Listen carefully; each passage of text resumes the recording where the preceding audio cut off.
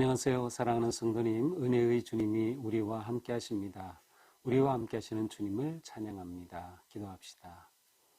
주님, 크신 은혜와 사랑에 감사드립니다. 매일매일 저희들은 오직 주님의 은혜로 살아갑니다.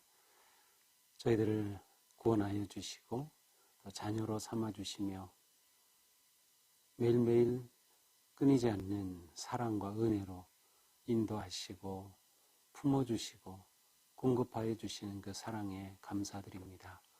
오늘도 주님의 말씀 앞에 서는 저희들, 주님 주시는 말씀 잘 깨달을 수 있도록 마음의 문을 열어주시고 또 주시는 말씀을 생명의 양식 삼아서 말씀 따라 순종하며 오늘 하루도 말씀 위에 견고하게 세워지는 저희들의 삶이 되게 하여 주시옵소서. 언제나 주님의 선하신 인도하심을 기꺼이 따르고 순종하며 온전히 주님의 뜻에 따라 나아갈 수 있도록 잡아주시옵소서. 예수님 이름으로 기도합니다. 아멘. 오늘 말씀은 사무엘상 8장 전체입니다. 8장 1절부터 22절까지입니다. 제가 읽겠습니다.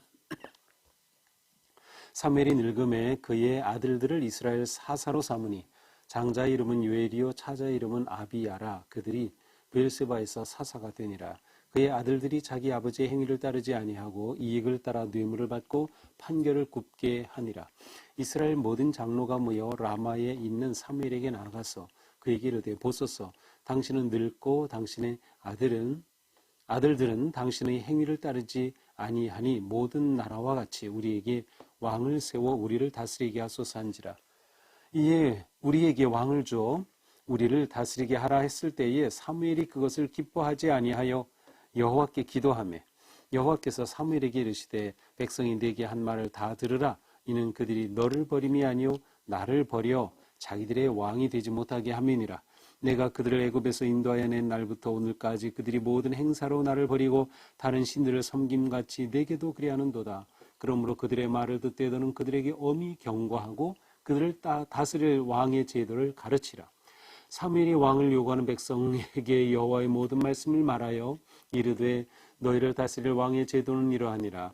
그가 너희 아들들을 데려다가 그의 병거와 말을 어거하게 하리니 그들이 그 병거 앞에서 달릴 것이며 그가 또 너희의 아들들을 천부장과 50부장을 삼을 것이며 자기 밭을 갈게 하고 자기 추수를 하게 할 것이며 자기 무기와 병거의 장비들도 만들게 할 것이며 그가 또 너희 딸들을 데려다가 향료 만드는 자와 요리하는 자와 떡 굽는 자로 삼을 것이며 그가 또 너희의 밭과 포도원과 감람원에서 제일 좋은 것을 가져다가 자기의 신하들에게 줄 것이며 그가 또 너희의 곡식과 포도원의 소산의 11조를 거두어 자기의 관리와 신하에게 줄 것이며 그가 또 너희의 노비와 가장 아름다운 소년과 나귀들을 끌어다가 자기 일을 시킬 것이며 너희의 양떼의 10분의 1을 거두어 가리니 너희가 그의 종이 될 것이라.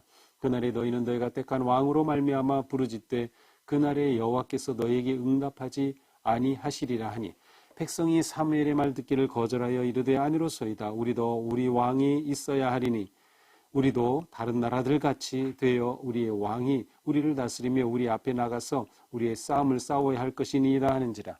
사무엘이 백성의 말을 다 듣고 여호와께 아뢰매 여호와께서 사무엘에게 이르시되 그들의 말을 들어 왕을 세우라 하시니 사무엘이 이스라엘 사람들에게 이르되 너희는 각기 성읍으로 돌아가라 하니라. 아멘. 이제 사무엘이 이제 이스라엘을 다스린 내용을 어제 보았죠.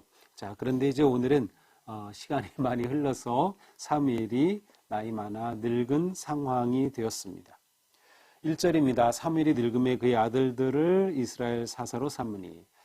자, 사무엘은 이스라엘의 역사에 있어서 마지막 사사에 해당이 됩니다. 이제 사사 시대가 끝나고 왕정 시대가 되죠. 왕이 다스리는 그러한 왕국이 세워지게 되는데 사무엘은 바로 마지막 사사이면서 또 제사장 역할을 하면서 한편으로는 예언자와 같은 그러한 역할을 하는 그러한 사사였어요. 그런데 1절에 보니까 사무엘이 늙어서 자신의 아들들을 사사로 세웠다는 겁니다. 장자의 이름은 요엘이고 둘째 아들은 아비야입니다. 그래서 그들이 브엘세바에서 사사가 되었다. 자, 이것은 좀 특이한 모습입니다. 왜냐하면 앞에 사사기를 우리가 보았을 때 사사를 세우시는 것은 하나님이 그때그때에 따라서 세우셨어요. 다른 나라가 쳐들어오면, 그래서 이스라엘이 고통을 당하면 울부짖죠. 그러면 하나님께서 그 울부짖음에 응답해서 사사를 보내시면 사사가 그들을 인도하고 또 전쟁을 이끌어서 그들에게 승리를 가져오고, 그러면 사사가 다스리는 동안 평안하였더라. 이것이 반복되는 것이 사사기였어요. 그러니까 사사는 아버지가 사사라고 해서 아들이 사사가 된 적이 없고 하나님이 직접 부르셔서 임명하신 거죠. 그런데 사무엘은 자기 아들을 그냥 사사로 세워버린 겁니다. 그 아들들이 좋은 준비된 아들들이었다면 다행인데 그렇지 못했어요. 3절에 보니까 그 아들들은 아버지의 행위를 따르지 않았어요. 아버지와 달랐어요. 아버지는 참 훌륭한 그러한 사사였는데 사무엘의 두 아들은 그렇지 못했어요. 그래서 어떤 일을 합니까? 이익을 따라 뇌물을 받고 판결을 합니다. 원래 이제 사사라고 하는 쇼페트라고 하는 이 사사라고 하는 명칭은 재판관이라는 뜻이에요. 재판한다. 그러니까 이 두 아들을 사실은 재판관으로 세운 거죠. 사사로 세웠는데 그들이 하는 행위가 판단하고 결정하는 게 자기의 이익을 따라서 하는 겁니다. 뇌물을 받고 판결을 굽게 하는 겁니다. 정의가 사라진 겁니다. 자신의 개인의 이익에 따라서 하는 그러한 사입이 사사가 된 것이죠. 그러니 백성들이 좋아할 리가 없어요. 이스라엘 백성들이 이제 모든 장로들이 라마에 있는 사무엘을 찾아갑니다.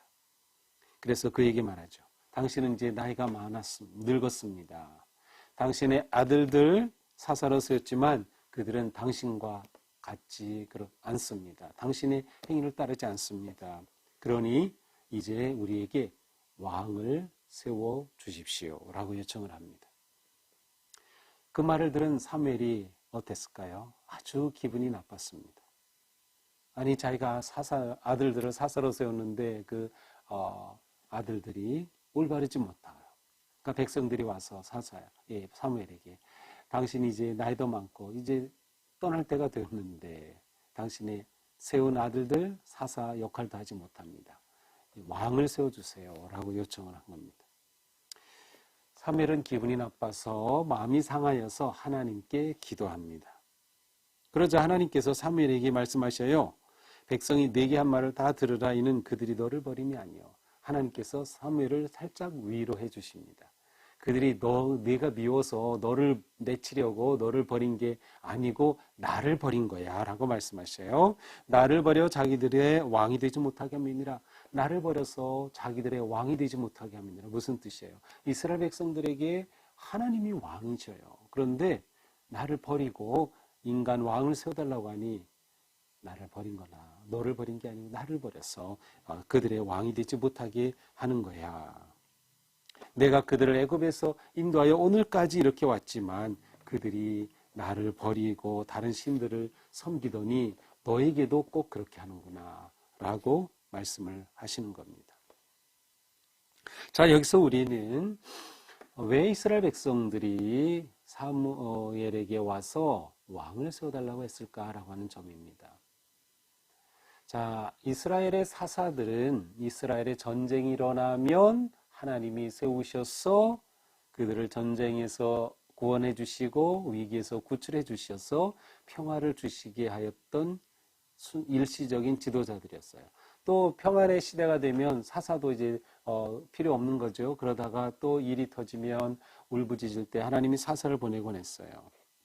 그런데 이 사사들이 사실은 하나님이 세우셔서 이스라엘을 구원해 주긴 했지만 이 사사들이 꼭 그렇게 다 좋은 것만은 아니었어요. 사사들에게서 아주 부정적인 모습도 우리는 많이 볼 수 있습니다.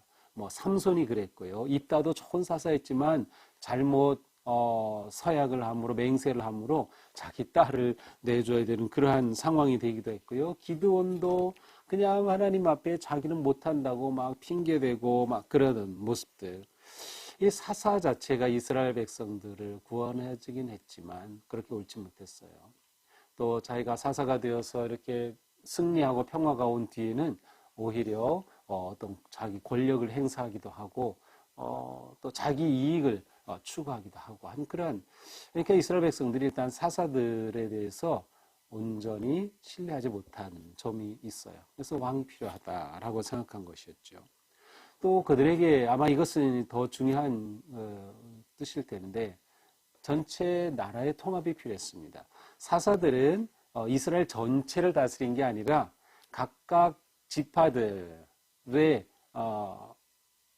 상황 속에서 어느 지파에 이런 식으로 다스린 사람들이에요. 그러니까 이스라엘 전체를 통합적으로 다스린 사람들이 아닙니다. 마지막 사사였던 사무엘은 모든 사사들 중에서 그래도 가장 많이 이스라엘에 영향력을 끼치는 그러한 사사였기 때문에 사실은 왕과 사사의 중간 정도 위치에 있는 셈이에요. 그러니까 이스라엘 백성들은 우리에게 이제 왕이 필요하다라고 생각합니다. 전체를 통괄할 왕이 필요했던 것이죠. 그래서 상시로 지도자가 있게 될 때 그들이 군사력을 준비하고 전쟁을 대비하고 나라가 평안해질 수 있겠다라고 생각한 것이에요.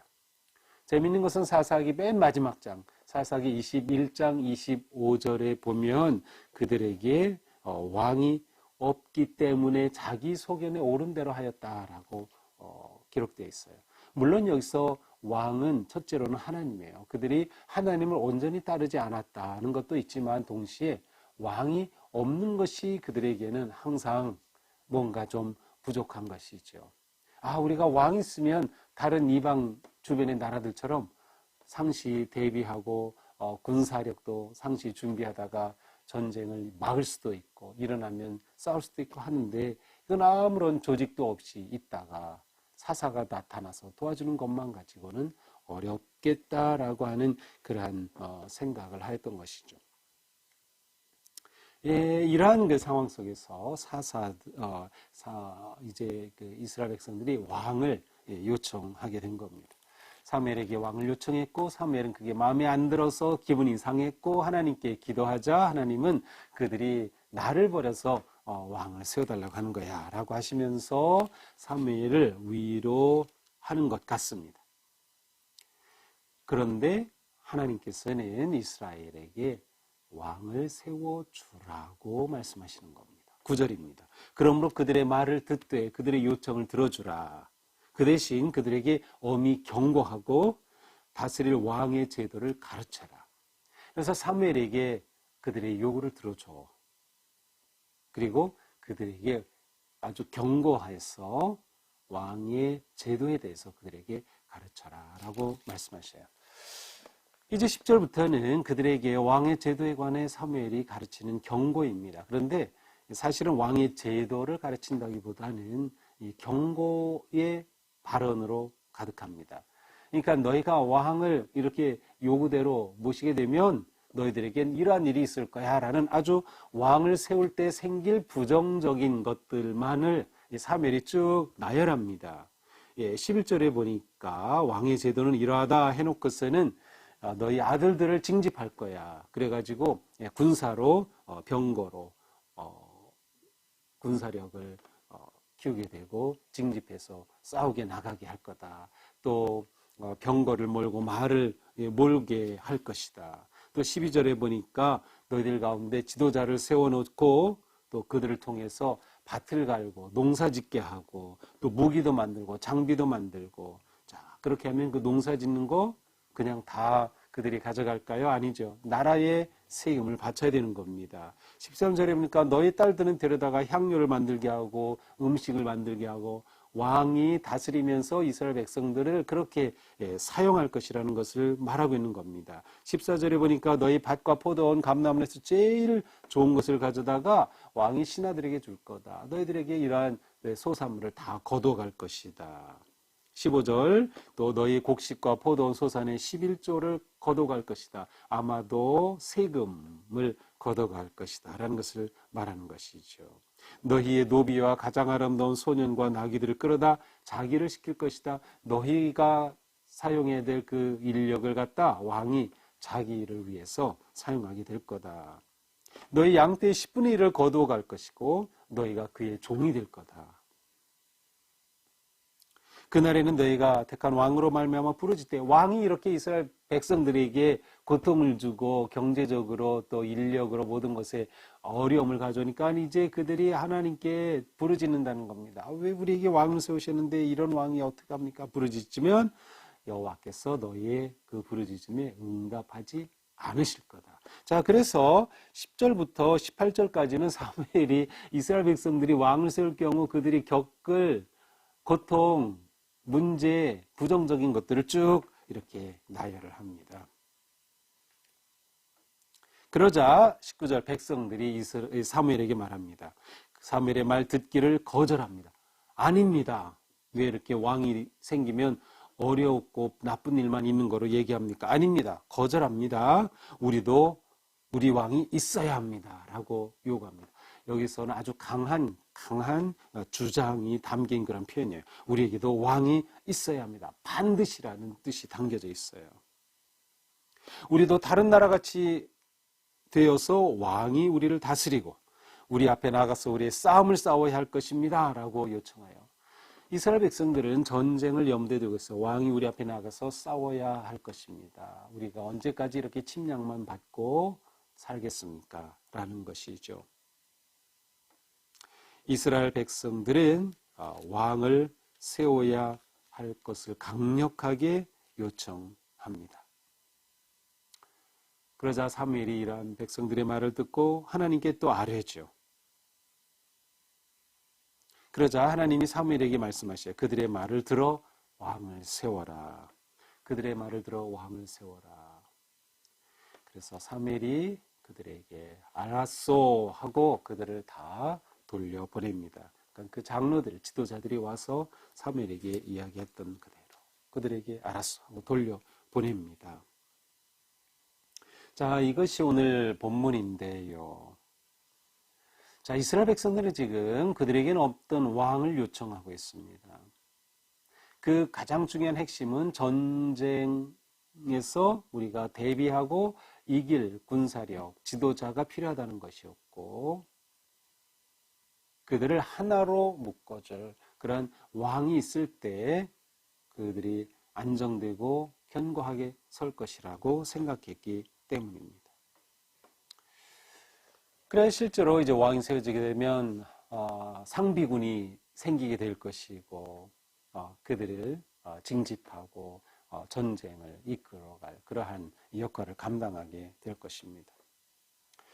자, 오늘 말씀을 보면서 정말 하나님께서는 이스라엘 백성들에게 왕이 생기는 것을 기뻐하셨을까를 생각해 보는데, 자, 우리가 사무엘은 아주 부정적이었고요. 하나님은 들어줘 라고 하시면서 왕을 세우는 것을 허락하십니다.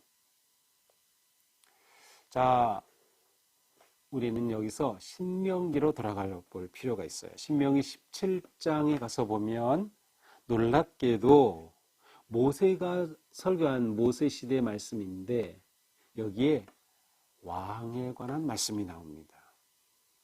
그러니까 하나님은 이미 모세를 통하여 이스라엘 백성들이 앞으로 왕을 세우게 될 것을 내다보고 계셨던 겁니다. 그래서 그들로 하여금 왕이 있는 왕국으로 세우실 뜻이 있었음을 우리는 생각해 볼 수 있어요. 그렇지 않다면 굳이 신명기에서 왕의 제도에 관해서 말씀하실 리가 없겠죠.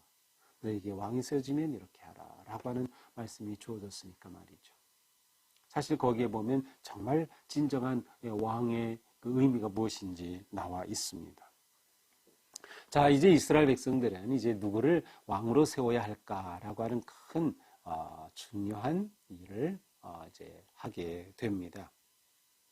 자, 오늘 말씀을 이렇게 보면서 우선은 개인 사무엘을 좀 생각해 봅니다. 그는 아들들을 사사로 세웠는데 그 아들들이 아버지의 행위를 따르지 않았어요. 참 우리는 성경을 보면서 앞에 우리가 봤던 엘리 제사장도 그랬죠. 홈리와 비나스가 그 두 아들이 아주 못된 짓을 했어요. 하나님께 드려진 제물을 자기들의 욕심을 채우는 데 사용하고 성전에서 아주 몹쓸 짓을 하면서 자녀들이 제대로 되지 못했어요. 하나님께서 그들을 심판하셔서 전쟁에서 두 아들이 그리고 아버지가 한날 죽게 되는 그러한 비극적인 사건을 우리가 앞에서 보았죠. 사무엘도 두 아들을 바르게 키우지 못했어요. 아버지를 따르지 못했어요. 사실 우리가 성경을 보면서 성경에서 자녀 교육을 아주 잘하고 또 자녀들을 잘 세운 그러한 가정을 찾아보기가 어렵습니다. 성경이 나오는 가정들을 보면 다 문제가 있는 가정들이었어요. 이스라엘이 처음 세워진 야곱의 12 아들들 그랬죠. 그들의 모습을 보면 정말 그 가정이 말이 아니었어요. 다윗도 그의 아들들을 보면 참 문제가 많았죠. 아들이 쿠데타까지 일으키기도 하고 정말 문제가 많이 있었어요. 참 우리는 이러한 모습을 보면서 난감합니다. 왜냐하면 우리는 우리의 자녀들을 위해서 정말 기도하고 있고 우리의 자녀들이 믿음으로 또한 그들의 인생을 바르게 또 정말 진정으로 복된 삶을 살기를 원하기 때문이죠. 여기서 우리는 우리의 자녀를 위해서 부모로서 해야 될 정말 좋은 부모가 되어주는 것, 좋은 부모로서 자녀들을 축복하고 가르치고 양육하는 것은 우리가 마땅히 해야 할 것이다. 그럼에도 불구하고 때로는 부모의 뜻대로 되지 않은 경우도 있다는 겁니다. 그것에 대해서는 우리는 어떻게 할 수 없는 겁니다. 저는 곰곰이 생각해 봤어요. 사무엘이 이렇게 한 것은 자녀 교육에 전혀 관심이 없었기 때문일까? 아니면 그는 너무 일찍 엄마 품을 떠나서 성전에서 자라면서 그는 부모됨에 대해서 제대로 배우지 못했던 것이 아닐까? 엘리도 온전하지 못한 부모였는데 그 엘리 아래에서 자라면서 사무엘이 역시 좋은 부모됨에 대해서 배우지 못한 것이 아닐까 하는 생각도 해봤고요. 어쩌면 사무엘은 자녀들을 위한 기도를 하지 않은 것은 아닐까. 물론 성경에 모든 것이 100% 기록된 것은 아니기 때문에 자녀를 위한 기도가 없었다고 해서 자녀를 위해 기도하지 않았다고 단정 짓는 것은 옳지는 않아요. 하지만 그런 생각도 해봅니다. 자, 우리는 어떠하든 자녀를 위해 우리가 할 수 있는 최선의 부모의 역할을 감당해야 한다. 그리고 우리 교회는 다음 세대를 그렇게 잘 키워내는 교회가 되어야 한다. 하지만 때로는 우리의 뜻대로 되지 않을 때도 있고 우리가 부족해서가 아니라 우리는 최선을 다했음에도 불구하고 자녀들의 길이 그렇게 평탄하지 않을 수도 있다는 겁니다. 그러나 중요한 것은 어떤 상황에서라도 결코 자녀에 대한 기대와 소망과 축복을 포기하면 안 됩니다. 반드시 기도하는 엄마의 자녀들은 하나님께서 세워주십니다. 우리가 이 믿음을 가져야 합니다. 자, 오늘 말씀의 초점은 이거는 아니에요. 그런데 문득 이 사무엘과 자녀의 생각이 이렇게 갑자기 떠올라서 제가 이 말씀을 드렸어요. 자, 오늘 말씀에서 가장 중요한 핵심은 무엇일까요? 하나님이 왕이시라는 겁니다. 하나님이 왕이시다. 이스라엘 백성들이 왕의 제도를 세우는 것 자체가 문제는 아니었습니다. 그것은 하나님이 계획하신 것 가운데 하나였던 것입니다. 그러나 문제는 무엇입니까? 제도적으로 왕을 세우는 것이 중요한 게 아니라 더 중요한 것은 진정한 하나님을 섬기고 하나님을 사랑하고 하나님이 왕이 되신 삶을 위해 왕의 제도를 세우는 것이 더 중요한 것이라는 거예요. 그러니까 왕의 제도가 생겼다고 해서 되는 것이 아니라 정말 하나님을 잘 섬기고 따르는 나라가 되기 위해서 왕을 세워야 했는데 이스라엘 백성들은 이러한 점을 놓쳤던 것이죠. 왕의 제도 자체가 나쁜 것은 아닙니다. 사실은 그 왕이 누가 왕이 되느냐가 중요한 것이고요. 왕이 된 그 사람이 어떻게 하느냐가 중요한 것이죠. 종종 장소나 어떤 형식에 얽매일 경우가 있어요. 그러나 우리에게 중요한 것은 사람이고 그 사람에게 중요한 것은 하나님을 왕으로 따르고 믿고 순종하는 그러한 사람이냐라는 것입니다. 오늘 우리에게 왕은 누구입니까? 정말 하나님이 우리의 왕이십니까? 하나님이 왕이시라면 우리는 하나님의 다스리심을 받는 겁니다. 하나님께 순종하는 겁니다. 하나님의 뜻을 구하는 것입니다. 하나님이 기뻐하시는 일을 생각하고 선택하고 행하는 것이고 끊임없이 하나님의 뜻을 구하고 묻는 것이죠. 하나님을 우리 인생의 왕으로 모실 때 우리 인생은 제대로 세워질 겁니다. 하나님이 우리 가정의 왕이 되실 때 하나님께서 우리 가정을 다스리시고 진리로 이끌어 가실 줄로 믿습니다. 우리의 삶 오직 하나님만이 왕이십니다 라고 하는 믿음과 확신으로 오늘도 하나님을 높이는 또 하나님께 온전히 순종하며 하나님의 다스리심을 따르는 복된 삶이 되기를 축복합니다. 기도합시다. 주님 감사합니다. 이스라엘 백성들이 왕을 구했지만 그들이 왕을 구한 의도는 이방 나라의 모습처럼 되려고 또한 그들이 전쟁을 이겨보려고 왕을 세우고자 했습니다. 그러나 진정한 전쟁의 승리는 하나님께서 주시는 것이며 진정한 왕은 하나님의 사람이어야 함을 그들은 생각하지 못했습니다. 주님, 오늘 또 저희들은 행여나 하나님이 우리의 왕이 되시는데 하나님 아닌 다른 것에 기웃거리며 다른 것을 잡으려고 하는 것은 아닌지 저희 자신을 돌아봅니다. 오늘 하루 사는 동안도 오직 하나님만 의지하고 따르며 하나님을 왕으로 높이는 거룩한 하루, 승리하는 하루가 되게 하여 주시옵소서. 예수님 이름으로 기도합니다. 아멘. 네, 오늘도 주님의 은혜 안에서 우리 삶이 거룩하고 또 하나님을 왕으로 진정으로 섬기고 고백하고 따르고 순종하는 그런 삶이 되기를 축복합니다. 사랑합니다.